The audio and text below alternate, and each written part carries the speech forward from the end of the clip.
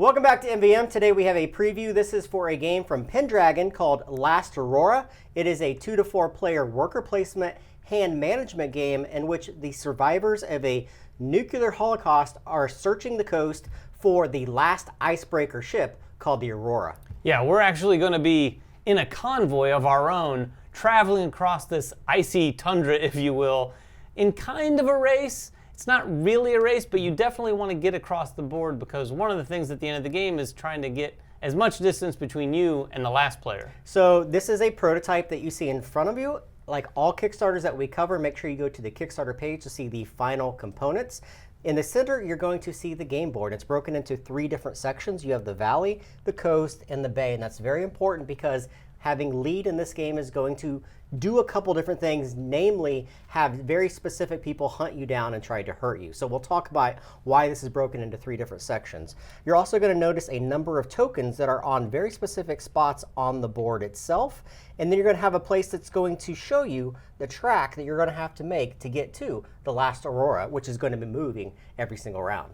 Yeah, the last Aurora is actually moored at one of these locations towards the end of the board. At the beginning of the game, it starts at this location 1, and then it's going to move at the end of every round further and further. If it gets too far, it's going to trigger the end of the game.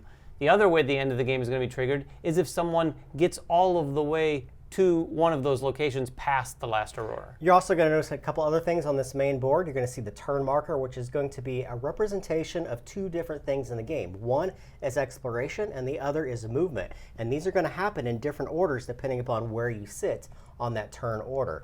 Across the bottom of the board, you're going to notice 5 locations. This is kind of a worker placement game because you're going to be using your survivors to go out to each of these locations to interact with them. Yeah, this is the exploration phase. You're going to be going out there and interacting with these cards in a number of ways. Some of these are going to be additional survivors that you can add to your convoy. Some of them will be locations that you're going to be taking resources from. Others will be enemies, and enemies we'll get to in a minute, but you're going to have to encounter them and fight them as well. Each player is also going to have a player board in front of them. When you look at the player board, it's going to be broken into 4 different sections. Off to the upper right is going to be your truck zone. This is where you're going to have your truck and any cargo holds behind it. Also, you have a place for devices.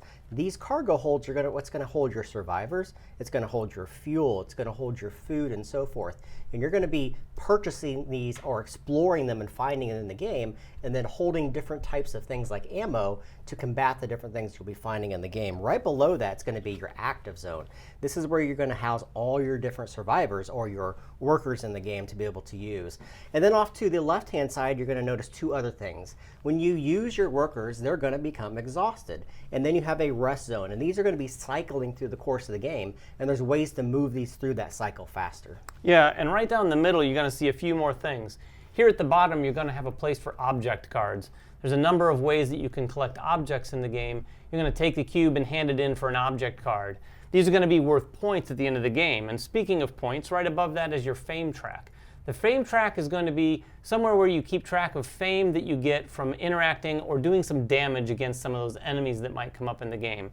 On either side of that are your target token spaces. These are going to be things that you use to put out onto those enemies as you do damage. And then finally, here's a little reminder that you can use food for a couple of different things. One, to artificially increase the value of your survivors as they go out and explore. And the other thing is to sort of keep those exhausted guys into the rested phase so that they can come back for you. Going back to your truck, this is one of the cool and unique parts about the game. Each player is going to start with a truck and a cargo hold, and as you acquire more of these are going to string on. You're going to notice a couple different things about these trucks. Number one, they're going to have a movement speed. Some of them have better movement speeds than others. You're going to be moving your truck through the wasteland. They also have a number of other icons across the bottom of them. Some of them are going to allow you to combat some of the ambushes that will come out. Some of them have different types of cargo holds on them, meaning you can only hold survivors in those spots, or you can only hold fuel in those particular spots. And these are going to string out. Each of these trucks can only hold X number of cargo holds, and that is listed here on the bottom. Also, and I don't have that in front of me, but you're going to also have devices that can sit up on the top. Some of these can actually hold additional things across the top, so your truck's going to be one of the unique things that you're going to build out through the course of the game. Yeah, it's going to be one of the things that you build out and try to make a little bit of a variable aspect to how you're playing compared to everyone else at the table. There's going to be things that allow you to do more damage, so you might want to go hunting for some of those enemies a little bit more than someone else. And there may be another one that gives you tracks or treads so that you can take shortcuts on the board so that you can get out ahead of everyone else. There's also survivors. We'll talk about those when we discuss the exploration phase. You have a bunch of cards that are going to be represented by combat. We'll talk about that once we get into the fire phase. And then you have a number of different tokens that are going to represent all the different types of resources that you have within the game. So to start the game, each player is going to start with one of those trucks and one of those cargo holds. And they're also going to have 2 survivors. Everyone has the exact same 2 survivors. You have a co-pilot and then you have a leader. The co-pilot's going to help you move a little bit faster when you are behind, and your leader is going to help you take actions further in the exploration zone across the bottom. Also, they are never exhausted, so they'll always be rested and come right back in to be able to be used. And as I said, players are going to start with the exact same number of resources. So those 2 survivors, you're going to start with a fuel, you're going to start with a food, and you're also going to start with 1 piece of ammo. Yeah, and like we said earlier, to begin the game, you're going to have to take a look at that player turn order because it's going to come into play in a couple different ways. The first phase is the exploration phase, and in this case, you're going to go in reverse player order. Player order is always going to be determined by who's furthest along that path. Whoever's furthest is first in player turn order. So thematically, it makes sense that someone who's taking more time going has more time to explore. So starting with that player, they're going to explore. When you explore, you're going to take 1 or more of your workers in order to interact with one of these 5 locations, like Jeremy said.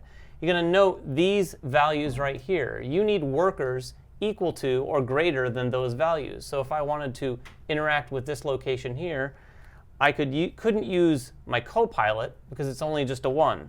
But if I use my leader, I'm going to take it to the exhausted phase and take resources from one of these 2 blocks. Over here you've got fuel and ammo, over here you've got an object and some food. Now, when you interact with different cards, different things are going to happen. One of those cards, once the resources are depleted, that card's going to be discarded. If you interact with a survivor, you're simply going to take that survivor and put them in your rested zone. They're part of your convoy now. You also have to take one of those survivor tokens and put it somewhere in your cargo hold. Hopefully you have space for that.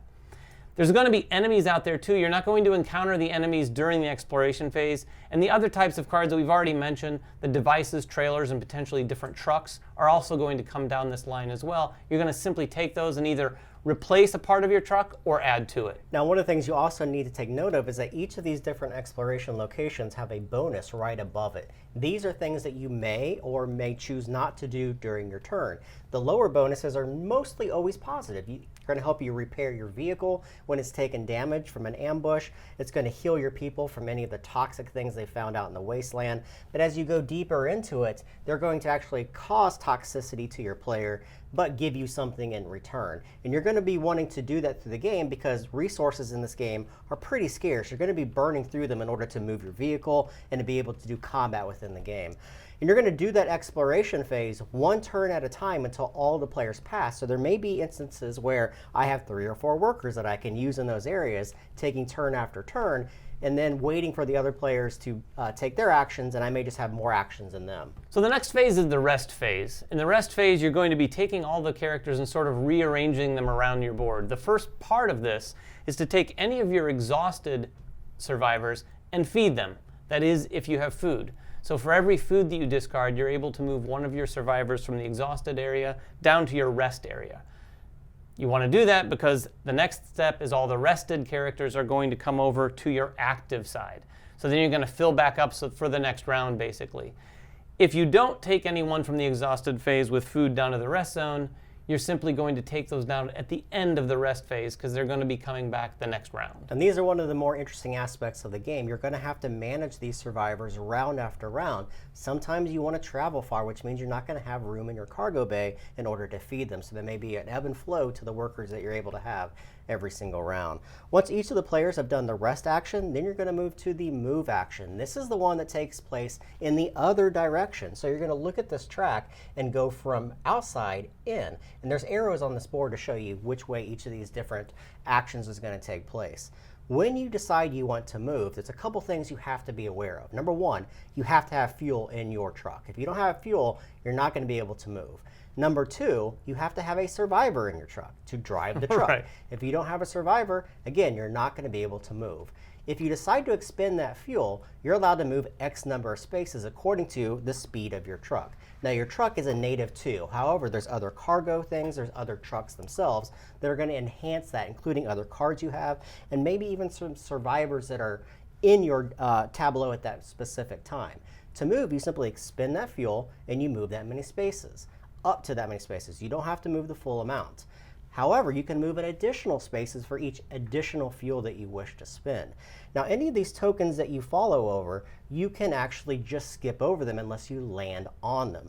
And each of these is going to provide some kind of bonus or bane depending upon what you get. For instance, this space here is going to give you some toxicity for your characters, lowering their availability or their use during a round. Also, you have several different spots in here that are shortcuts. Each of these different locations is a spot. However, if you have treads on one of your trucks, you can kind of skip certain spaces within the game. Yeah, and like Jeremy said, a lot of those tokens are good, but the bad ones are contamination. When you get a contamination token, you're going to have to put that on one of your survivors. Like he mentioned, it's going to lower their value. So as long as this is on their card, and it will follow them until you get rid of it, they are one less when it comes to exploring. So that guy that was a 3 is effectively now a 2. If he has 2 of these, he's effectively a 1. Again, there's many ways to get those off of there.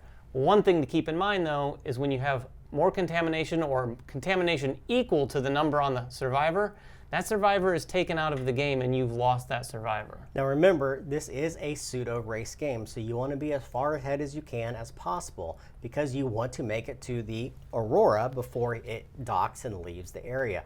Also, you're going to get points at the end of the game for how many spaces you are ahead of the player who is in last place. So again, you want to move as far as you can, as fast as you can throughout the game.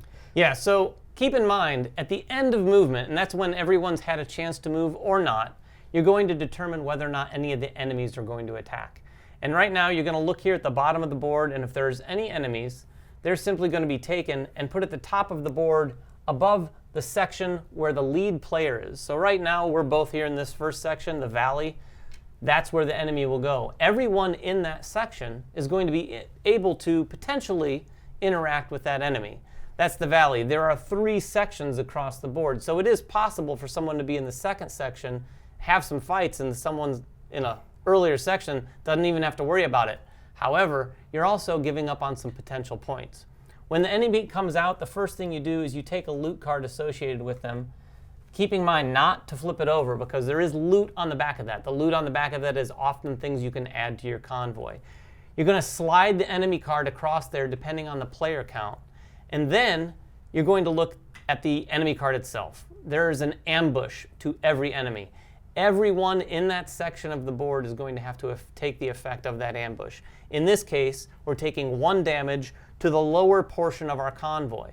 So that's going to be non-devices. It's going to be the trucks and the trailers. So anywhere across that, you're going to have to take one of these little damage counters and put it in that little cargo hold. So you get what's happening here. The more damage you take, the less space you're going to have to hold things. Now, if you don't have any space on your cargo hold, guess what? You're going to have to remove something from your cargo hold to take over that space. And there may be instances, if you've collected a lot of survivors, guess what? You're going to have to lose one of those survivors. Then, in player turn order, and again, this is dealt with in actual player turn order, whoever's furthest along the track, they're going to have an opportunity to attack the enemies. When you do this, you're going to have to need an ammo cube, at least 1, and some sort of section of your convoy that does an attack. When you do that, you expend the ammo cube, and then you flip over one of the outcome cards and look to see what happens. In this case, I was attacking with a 1 attack weapon, and that's going to mean that I do 1 damage to the enemy, in which case I'm going to put 1 damage right there. I'm going to put one of my target tokens right above that to signify I was the first one to do damage, and then my turn's over. You're only going to be able to use any 1 weapon on your convoy in any given round. And then each player in turn order is also going to be able to do damage to that particular enemy. If the enemy is defeated, you're going to flip over yet another loot card and determine who is actually getting the loot depending upon one of the bottom rows on that card. Whoever gets the loot is simply going to flip this card over and they're going to take whatever's on the back side. This is a range of different things. It could be a survivor, it could be a cargo hold, it could be a brand new truck that they've looted. Yeah, and then anyone else who actually has one of their target tokens on there as well is able to take an object card for every object token on the card. Now, in a 2-player game, that's going to be difficult, but in a 4-player game, there could be a number of people doing damage and placing their target tokens on them. The last thing you need to take care of during combat is to make sure that anyone that did damage during that round is going to take their marker and move it up 1 space. This is because every single one of those spaces is going to give you victory points or fame at the end of the game. Once that is done, you're going to go to the end of the round. During the end of the round, a couple things are going to happen. The first thing is you're going to remove 2 of the cards from the game, simply move them out, and then everything else is going to slide over, introducing more cards into that tableau. These cards get better as you go through the game. They're stacked in a very particular order. And the very last thing you're going to do at the end of the round is check to see if the end game has been triggered. That's going to be triggered in 2 different ways. If a player has reached where the Aurora is moored, that's going to trigger the end of the game. And again, if the Aurora has reached one of these 2 6 spaces at the end of the track, that's also going to trigger the end of the game. If not, you're going to move the Aurora 1 space and then start over with another exploration phase and continue on. Once the game does end, you're simply going to tally up victory points. Whoever has the most points is going to win. Of course, you're going to gain that fame from your track from doing combat successfully with the enemies. You're also going to gain victory points for how far ahead you are on this track compared to the player furthest back from you. And you may also gain some victory points from some of the loot cards and other cards that may come out that gain you victory points when they're acquired. So it's a game that has a really interesting dynamic where players are really, the desire is to move forward as quickly as you can because you want to make that distance. But at the same time, person in the back is going to have more time and first dibs on these exploration cards that come out. So there's a really nice mechanic that kind of keeps things pretty balanced. And there's also the dance that has to take place every single turn with managing your resources on the cargo holds themselves, plus using your workers at the right time and keeping some of them back in order to trigger their abilities, because most of these workers are only going to trigger when they're actually in your active zone. So it's a very, very interesting game. It's called Last Aurora. 2 to 4 players, takes about an hour to play. If you have any questions about the game, make them in the comments below. Subscribe to us, follow us on Twitter, like us on Facebook, and we will catch you guys next time. Bye-bye.